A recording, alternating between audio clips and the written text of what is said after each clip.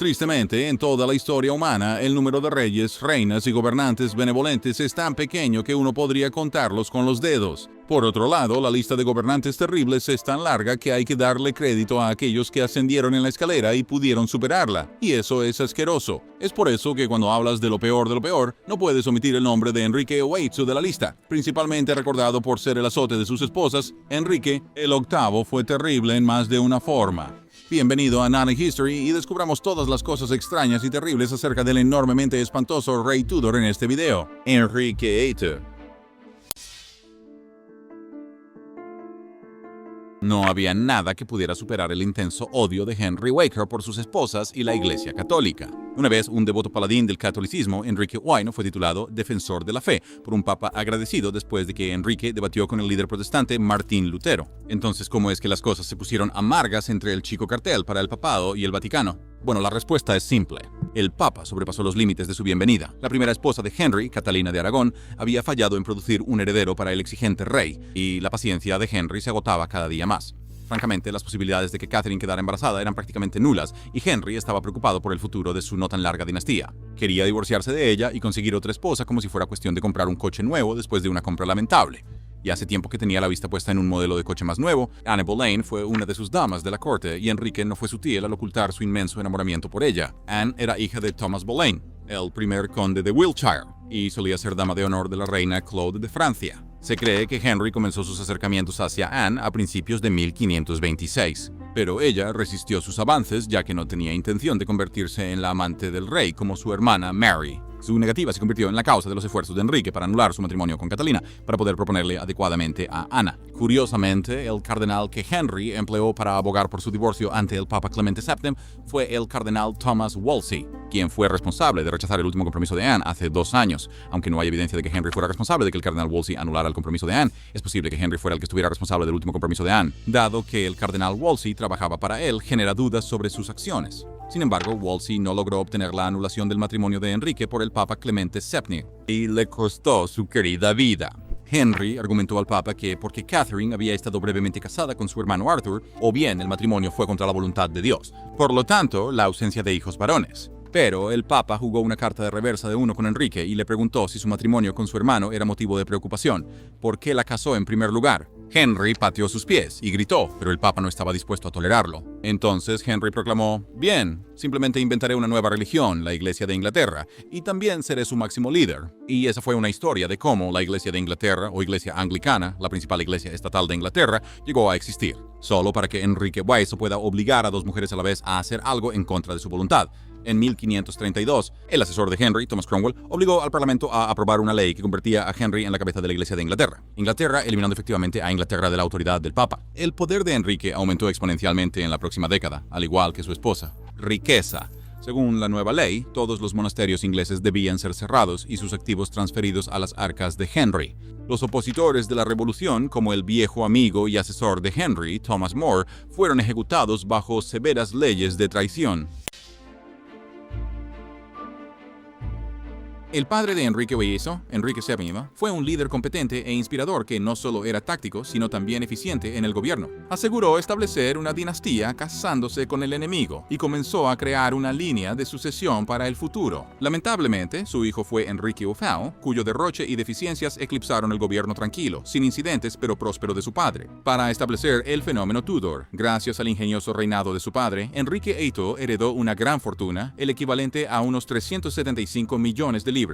Pero a pesar del flujo de dinero de la disolución de monasterios y los nuevos impuestos impuestos por Cromwell, la tesorería de Enrique VIII casi carecía de fondos para pagar sus deudas. No había fin a sus gastos dispendiosos y estilo de vida lujoso. Claramente, el valor del dinero no era algo que Enrique VIII aprendió en su infancia, ni en su adultez de hecho. Sus decisiones de gasto eran peores que Rupert Grant adulto comprando un camión de helados para sí mismo, de sus cheques residuales de Harry Potter. A Enrique VIII le importaba más su exhibición de poder que tener cualquier poder, y tal muestra de magnificencia no era barata. Aparte de su gasto sin sentido en guerras que discutiremos más tarde, también organizó las fiestas de Navidad más extravagantes y caras de su época. Justo después de heredar el trono a la edad de 18, el joven rey gastó el equivalente a 16.5 millones en una serie de eventos lujosos. Los ingresos totales de los impuestos para ese año fueron equivalentes a 13.5 millones de libras, arrojando la tesorería real a un enorme déficit. El dinero se gastó en comida, entretenimiento y regalos, incluyendo generosos regalos individuales para los miembros del personal. Los beneficiarios incluían a los niños del coro, músicos, actores y servicio. El rey pagó a su poeta de la corte ciego, maestro Bernard André, 5 libras, equivalente a 2.400 libras en dinero de hoy. Y a otro se le pagó 1, ahora 483 en estos días. A una mujer que trajo una bola de perfume a las residencias del palacio para mantener el aire fresco. Un orfebre también recibió 83 en regalos por parte del monarca, valorados en 41.000 en la economía actual.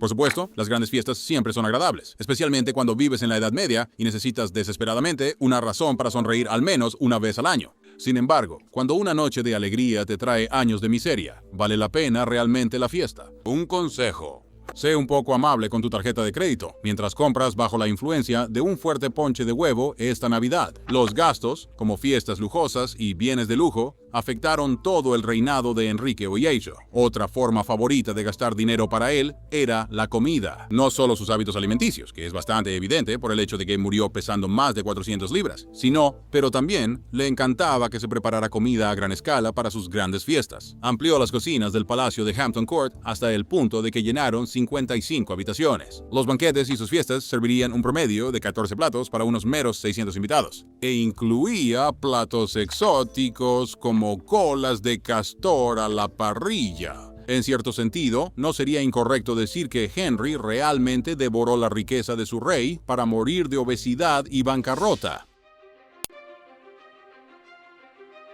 Cuando los gastos comenzaron a acumularse en la tesorería de Henry, se le ocurrió otra idea genial para compensar sus pérdidas. Vamos a la guerra y reponemos nuestras arcas vacías. Dijo nadie nunca, excepto Enrique VIII. Y vaya que estaba equivocado.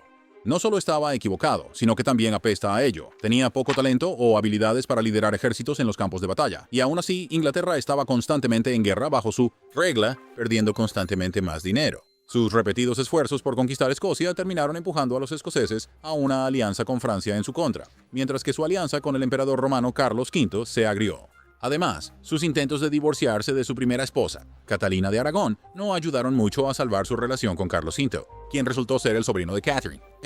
Perder aliados nunca ayudó a nadie en sus esfuerzos de guerra, y no fue diferente para Henry, que fue a la guerra con Francia 3 veces, que agotaron sus fondos más rápido que un hombre perdiendo sus ganancias en un viaje salvaje a Las Vegas. Es curioso, a pesar de participar en tantas guerras, el estrés del derramamiento de sangre y los gastos no causaron ningún efecto adverso en su salud. Continuó ganando peso y para la tercera guerra con Francia estaba en la categoría de obesidad que Gabriel Iglesias llama... ¡Diablos, no! Estaba tan gordo que ya no podía montar su caballo y tenía que ser llevado a las líneas de batalla en una carga, basura. La única ganancia de estas guerras infructuosas para Enrique fue ganar el puerto de Boulogne, que su hijo Eduardo tuvo que vender de nuevo a Francia para obtener algún beneficio de ellas. Tristemente, Henry no vivió para ver eso.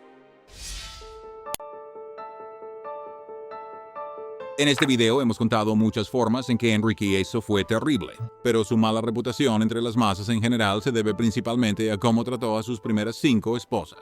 Ya hemos discutido cómo su búsqueda de un heredero varón destruyó la vida de no una, sino 2 mujeres. Su primera esposa, Catalina de Aragón, tía del Sacro Imperio Romano, y Anne Boleyn, una cortesana en la corte de Henry. Pero había más en la historia de la pobre Anne. Después de deshacerse de Catherine, Henry tenía grandes esperanzas para Anne, pero cuando ella también dio a luz a una hija, Elizabeth I, Henry la acusó de adulterio y traición.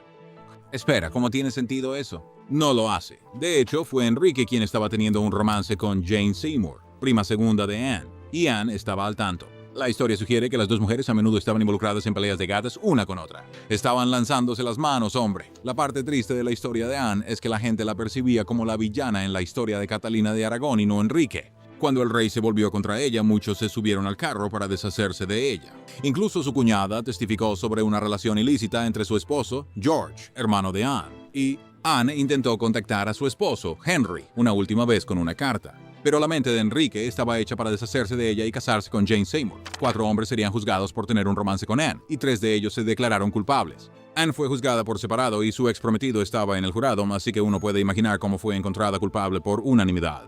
Ninguno de ellos sobrevivió a un juicio. Después de que Henry decapitó a Anne, no perdió el tiempo para casarse con Jane Seymour, quien pudo darle un hijo tan deseado. Desafortunadamente, Jane murió durante el parto y el rey volvió a ser viudo. Su cuarto matrimonio, un enlace político con Anna de Cleves, duró solo unos días. Simplemente porque las expectativas de Henry eran demasiado altas después de que la eligiera como su esposa después de ver un retrato halagador de ella. Cuando ella no cumplió con sus expectativas, el rey morbidamente obeso se decepcionó enormemente de ella por no ser tan hermosa como se le prometió. Y al menos era guapo según los registros históricos. Pero para la vanidad de Henry no fue suficiente. Deseaba a la mujer de la imagen y anuló su matrimonio con Anne de Cleves. La quinta esposa, Catalina Howard, compartió el mismo destino que Anna Bolena. Ella también fue acusada de adulterio y perdió la cabeza por ello. Ella lloraba para ser amigable con hombres de su edad y es probable que, a diferencia de Anne Boleyn, Catherine sí tuvo una relación con Thomas Culpeper.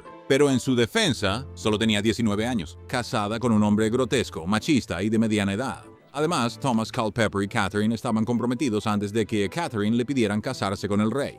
Los registros del Palacio de Hampton Court indican que antes de su ejecución, Catalina escapó de los guardias y se lanzó desesperadamente al pasillo, con la esperanza de alcanzar a Enrique en la capilla y defender su inocencia. Pero los guardias la alcanzaron y la arrastraron suplicando misericordia. Hoy, ese pasillo es llamado la Galería Embrujada, y la gente cree que el fantasma de Catherine aún deambula allí pidiendo la misericordia que nunca se le dio. A Henry no le gustaba solo ejecutar a sus esposas y a los amantes acusados. De hecho, fue responsable de la muerte de entre 57,000 a 72,000 personas, que era casi el 3% de todas las poblaciones de Inglaterra en ese entonces. Pero los expertos dudan de las capacidades de ejecución del rey obeso y esperan que el número real esté en las 4 cifras. Cualquiera que no estuviera de acuerdo con el acto de sucesión, por ejemplo, era considerado culpable de traición. Incluso se podía criticar los matrimonios de Henry. También eliminó a herejes, potenciales rivales al trono, incluyendo a una anciana en sus últimos 60 años. Cualquiera al que él puede enviar al patíbulo por estar asociado con sus ex esposas y una monja. Elizabeth Barton fue una especie de monja celebridad durante el reinado de Enrique, y era conocida por tener visiones de una santidad maravillosa y la reprobación del pecado y el vicio. Se dice que predijo con precisión el divorcio de Enrique y Catalina de Aragón, y anunció públicamente por qué Enrique se divorciaría, ella. Naturalmente, esto fue objeto de críticas sobre la vida matrimonial de Henry, y ella empeoró al hacer otra predicción que se haría realidad. Henry moriría una muerte de villano si se casaba con Anne Boleyn. Fue arrestada de inmediato y dado su historial con sus esposas, todos sabemos a estas alturas lo creativo que podía ser Enrique al inventar delitos para acusar a alguien. ¿Crees que nos perdimos algo sobre él? Dinos en los comentarios y también dinos sobre quién más deberíamos hacer un video en esta serie. Y, como siempre, gracias por ver Historia Loca.